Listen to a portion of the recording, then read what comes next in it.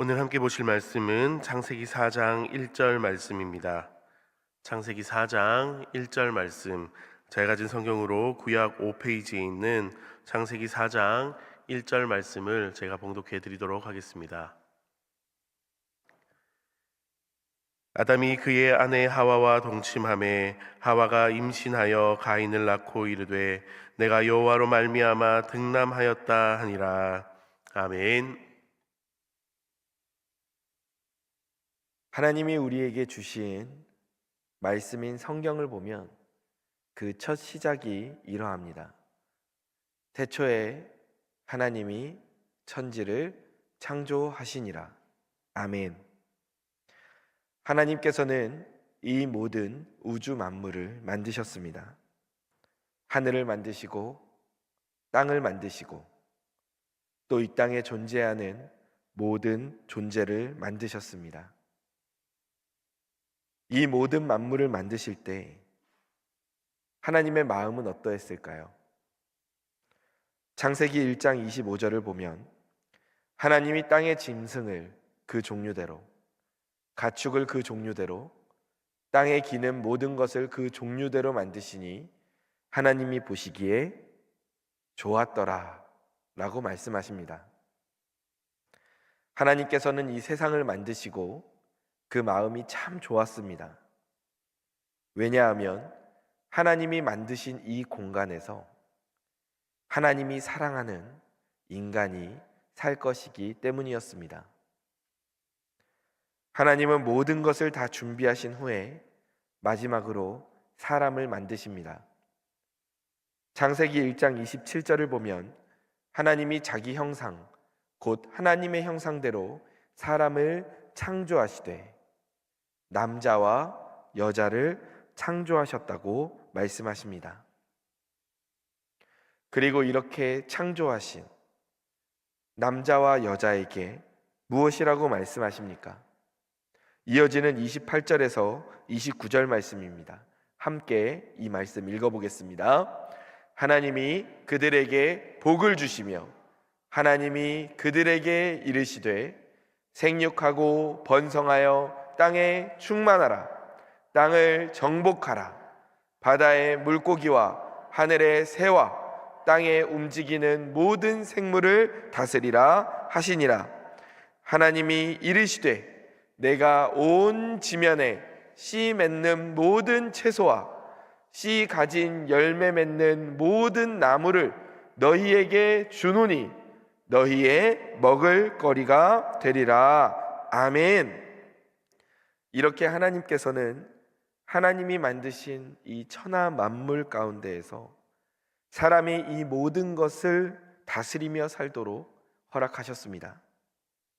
그리고 모든 것을 누릴 수 있도록 허락하셨습니다.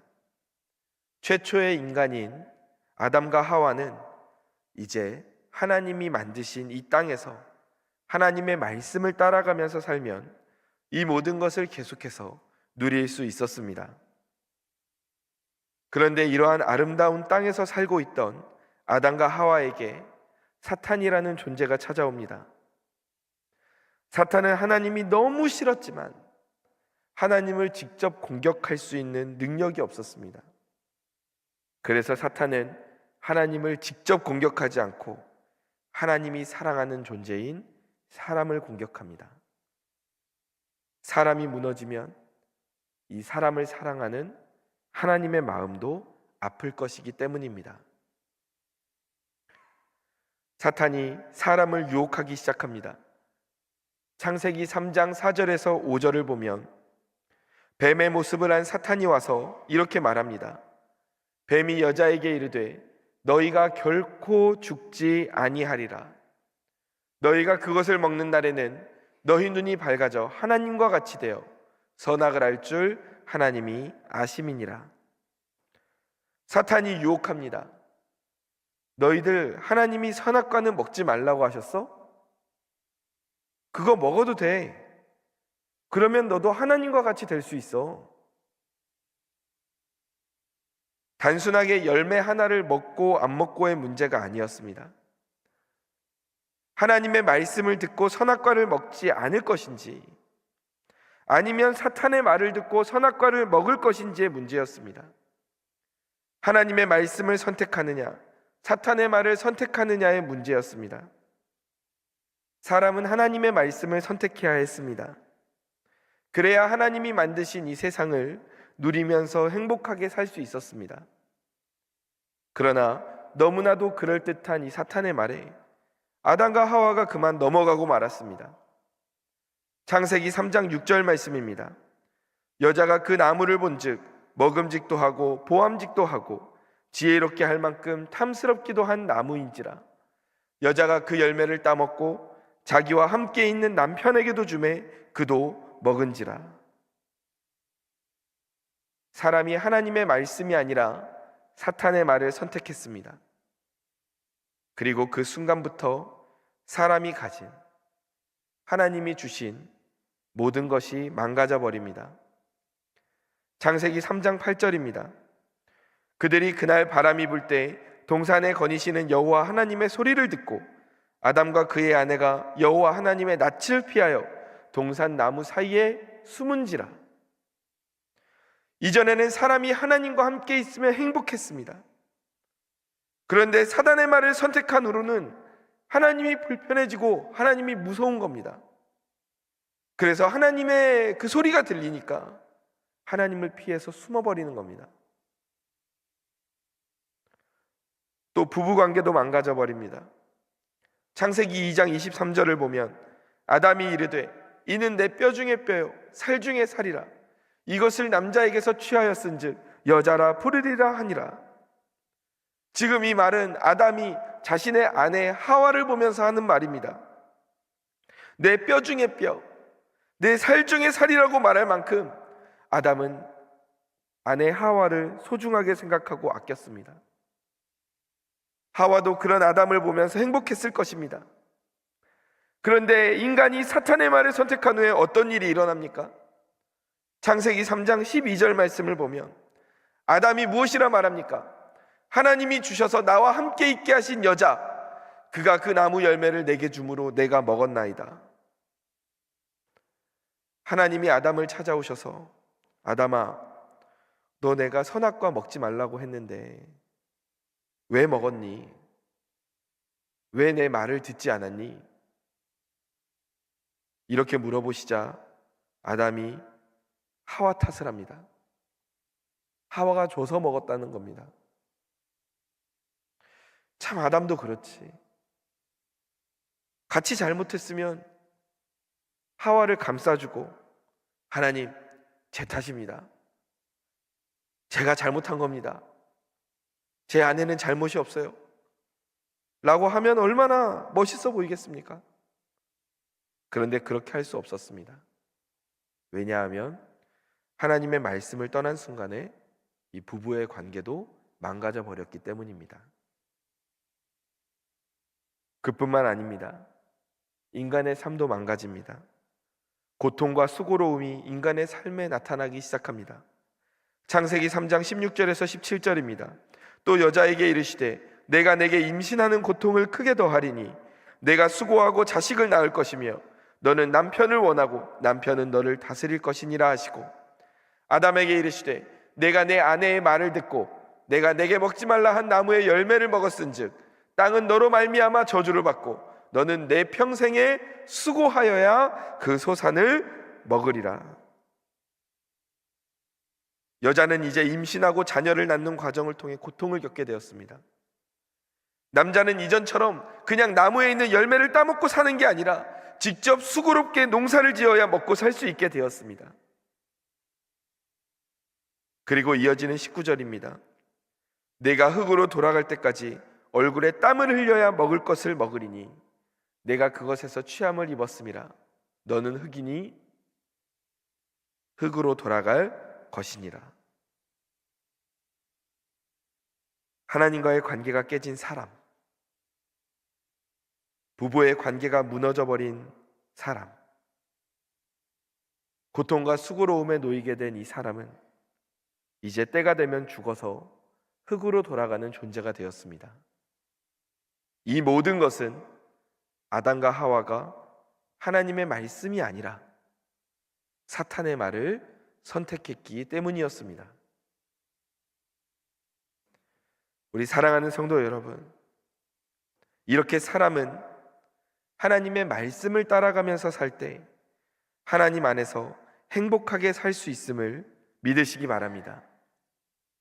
어떤 분에게 함께 교회 가자고,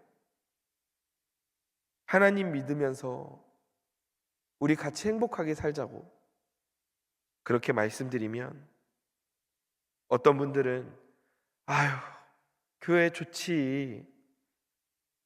그런데 지금 내 인생에 골치 아픈 문제들이 너무 많아. 이런 것들 좀 해결되고 내가 좀 여유가 생기면 그때 꼭 교회 갈게. 이렇게 말씀하시기도 합니다. 그런데 내가 문제를 해결하고 여유가 생긴 후에 교회에 오는 것이 아닙니다. 먼저 교회에 오면, 먼저 하나님 앞에 나오면 내 인생의 문제가 해결되고 평안과 행복이 내 인생에 찾아오게 되는 줄 믿으시기 바랍니다. 그래서 오늘 이 자리에 모이신 모든 성도님들에게 하나님의 복이 임하는 줄 믿습니다. 오늘 이 시간 참 잘 오셨습니다. 하나님의 말씀을 따라가면서 하나님 안에서 행복을 누리는 저와 여러분들이 되시기를 주님의 이름으로 간절히 축원합니다. 아멘. 한 걸음 더 나아가 하나님께서는 이렇게 인생이 완전히 무너져 버린 이 사람을 어떻게 대하십니까?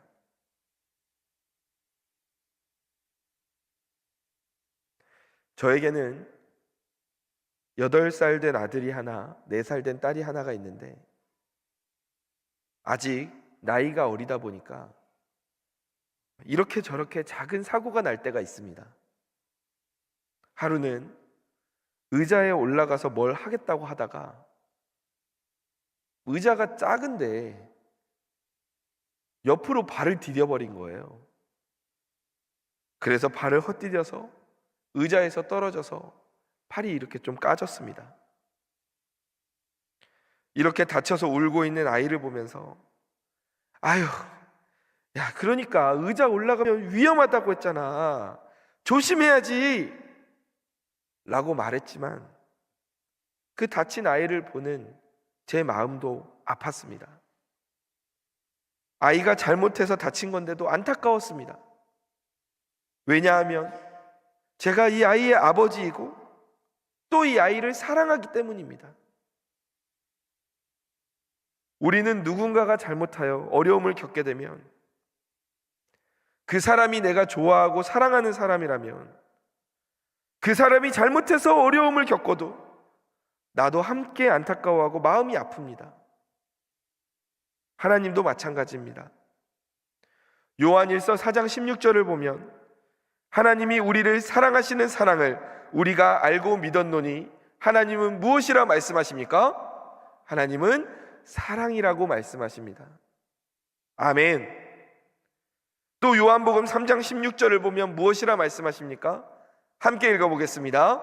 하나님이 세상을 이처럼 사랑하사 독생자를 주셨으니 이는 그를 믿는 자마다 멸망하지 않고 영생을 얻게 하려 하심이라. 아멘. 하나님이 세상을 사랑하셨다고 말씀하십니다. 이렇게 하나님은 사랑이시고 세상을 사랑하셨으니 사람들이 괴로워하는 것을 그냥 두고 보실 수가 없는 것입니다. 야, 너 왜 그랬어? 내가 그러지 말라고 했잖아. 너 그거 조심해야 된다고 했잖아. 안타까워서 말씀하시지만 사람들이 잘못해서 스스로 망쳐놓은 건데도 그 모습이 안쓰럽고 안타까우신 것입니다. 그래서 하나님은 사람을 포기하지 않으시고 은혜를 주십니다. 어떤 은혜를 주십니까? 창세기 3장 20절 말씀입니다. 함께 읽어보겠습니다. 아담이 그의 아내의 이름을 하와라 불렀으니 그는 모든 산자의 어머니가 됨이더라. 아멘. 하나님께서는 이 하와, 여자에게 모든 산자의 어머니라고 불리도록 하십니다. 하와가 잘못했기 때문에 그냥 그대로 내버려 두실 수도 있었습니다. 그러나 사랑의 하나님은 그냥 두지 않으시고 하와를 모든 산자의 어머니가 되게 하십니다. 하와를 통해서 이 땅의 모든 사람들이 태어나게 될 것이라고 말씀하십니다. 그리고 창세기 4장 1절입니다. 아담이 그의 아내 하와와 동침하매 하와가 임신하여 가인을 낳고 이르되, 하와가 무엇이라고 고백합니까? 내가 여호와로 말미암아 득남하였다 하니라. 하와가 모든 민족의 어머니가 되겠다고 하시는 이 하나님의 말씀대로 첫째 아들 가인을 낳게 됩니다. 그리고 나서 하와가 고백하는데, 내가 여호와로 말미암아 하나님의 도우심으로 이 자녀를 낳을 수 있었다는 것입니다. 내가 하나님의 은혜를 입었다는 것입니다. 자녀를 낳는 것이 아프기만 하고 이 괴로운 일인데 왜 이것이 하나님의 은혜일까요? 왜 이것을 하나님 덕분이라고 이야기하고 있을까요? 창세기 3장 15절을 보면 그 이유를 알 수 있습니다. 하나님께서 사람을 유혹해서 무너지게 만든 사탄에게 무엇이라고 말씀하시냐? 내가 너로 여자와 원수가 되게 하고 네 후손도 여자의 후손과 원수가 되게 하리니 여자의 후손이 네 머리를 상하게 할 것이다. 사탄아, 여자의 후손이 네 머리를 상하게 할 것이다. 여자의 아들의 아들의 아들을 통해서, 여자로부터 나올 이 후손을 통해서 이 사탄의 머리를 깨트려 버리시겠다는 것입니다. 여자의 후손을 통해서 우리에게서 하나님의 복과 은혜를 도둑질해간 그 사탄을 잡아서 무찌르겠다고 말씀하십니다. 그러니까 하나님께서 하와를 통해 자녀를 낳게 하시는 것은 하나님께서 하와를 내버려 두지 않으시고 하나님의 그 계획에 함께 사용하시겠다는 것입니다. 그래서 하와에게 자녀를 낳게 하시는 것입니다. 그러니 하와가 감사할 수밖에 없습니다. 하나님 덕분이라고, 여호와로 말미암아 이렇게 할 수 있었다고 고백할 수밖에 없습니다. 내가 잘못해서 이 모든 일이 일어났는데 나를 통해서 다시 회복의 길을 열어주시겠다는 것입니다. 그리고 이 하나님의 약속대로 여자의 후손 중에 예수님이 태어나게 하셨고, 이 예수님을 통해 하나님은 우리가 잃어버린 복을 되찾게 하셨습니다. 사랑하는 성도 여러분, 이렇게 우리 하나님은 우리를 사랑하시는 분입니다. 우리를 사랑하셔서 이 세상을 만드셨습니다. 또 우리가 하나님 말씀을 지키지 않아서, 사탄의 유혹에 빠져서, 하나님을 배신하고 떠나서 우리의 삶이 그 때문에 망가졌는데도 하나님은 우리를 사랑하셔서 다시 회복할 수 있는 그 길을 열어주셨습니다. 그리고 우리를 포기하지 않으시고 여자의 후손 중에 예수님을 보내셔서 우리를 회복시키셨습니다. 이 일에 동참할 수 있도록 하나님은 은혜를 베푸셨습니다. 하나님은 사랑이십니다. 세상은 우리가 연약하고 부족하면, 우리가 작은 실수라도 하나 하면 어떻게든 이 연약함을, 이 부족함을 드러나게 해서 우리를 무너뜨리려고 합니다. 공격의 기회로 삼습니다. 그러나 우리 하나님은 어떤 분이십니까?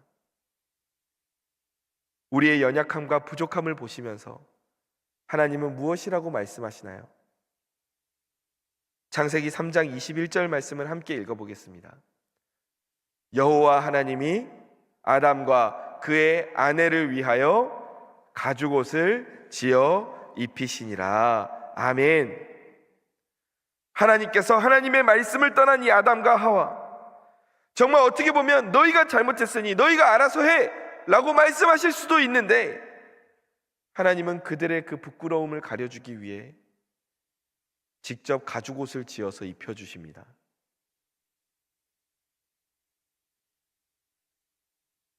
우리의 연약함과 부끄러움을 가려주시는 분이 바로 우리 하나님이십니다. 이 사실을 믿으시기 바랍니다. 내가 오늘 하루를 살아가면서 아담과 하와처럼 하나님의 말씀이 아니라 사탄의 말을 따라갈 때가 있습니다. 그런데 그렇게 연약하고 부족한 우리가 하나님 앞에 나올 때, 하나님은 우리를 외면하지 않으시고 가죽옷을 지어서 입히시고 감싸주시는 것입니다. 우리를 회복시키시는 것입니다. 어떤 성도님은 우리 교회 같이 가요 하면 또 이렇게 말씀하시기도 합니다. 내가 아직 죄가 너무 많아요. 그래서 교회 못 갑니다. 내가 아직 술도 마시고 담배도 피워요. 그래서 나중에 좀 이런 것들을 해결을 하고 내가 교회 가겠습니다. 그런데 이것은 하나님을 세상 기준으로 생각해서 그렇습니다. 세상은 우리의 연약함을 드러냅니다. 그것을 놀립니다. 부끄럽게 만듭니다. 그래서 교회에 가면 혹시라도 하나님이 내 연약함을 드러나게 하셔서 나를 부끄럽게 하실 거 아닌가? 내가 교회 가면 내가 이런 것들 막 하는데 부끄러움을 당하는 거 아닌가? 그러나 하나님은 그러한 분이 아닙니다. 하나님은 우리의 연약함을 보시며 드러내시고 놀리시고 부끄럽게 하시는 분이 아닙니다.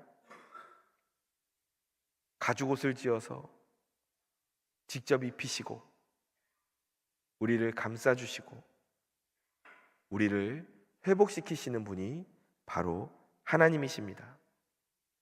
그러니 내 인생에 부끄러운 것이 많고 내가 연약할수록 우리는 더더욱 하나님 앞으로 나와야 할 줄 믿습니다. 사랑하는 성도 여러분, 하나님은 사랑이십니다. 하나님이 오늘 우리를 회복시키십니다. 하나님이 그 회복의 역사에 우리와 함께 하겠다고 말씀하십니다. 그리고 나의 연약함과 부끄러운 이 삶을 하나님은 가죽옷을 지어 입히시고 우리를 위로하시고 함께 나를 세워가겠다고 말씀하십니다. 이 자리에 모인 우리 가운데 이러한 하나님의 은혜가 넘치게 될 줄 믿습니다. 이 하나님의 은혜를 누리고 또 나누는 저와 성도님들 되시기를 주님의 이름으로 축원합니다. 기도하겠습니다.